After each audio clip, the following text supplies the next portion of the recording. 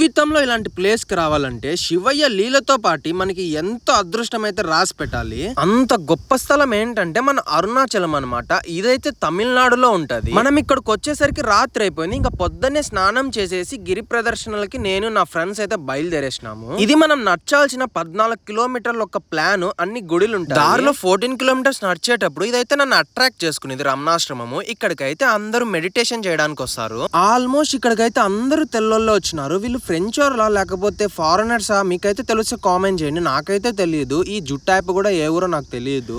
ఇలాంటి చోట మన ఇల్లు ఉండాలి. నాకైతే పీస్ఫుల్ గా ఉంటది. చాలా అంటే చాలా సైలెంట్ అనమాట. ఫైనల్ గా 14 కిలోమీటర్స్ నడిచేసరికి దినేష్ కి అయితే కాలుకి బ్లడ్ వచ్చింది. కొందరికైతే బొబ్బలు కూడా కట్టినాయి. ఎండకి చెప్పులు లేకుండా నడచాలి కదా. ఇంకా నెక్స్ట్ వీడియోలో అరుణాచల దర్శనంతో పాటు మన హెల్త్ కి ఎంతో మంచిదైన ఒక ఫేమస్ ఫుడ్ అయితే అరుణాచలంలో ఉంది. లేట్ ఎందుకు నెక్స్ట్ వీడియో కోసం సబ్స్క్రైబ్ చేసి ఫాలో కొట్టేసేయండి. ఇంకా ముంబై చాం.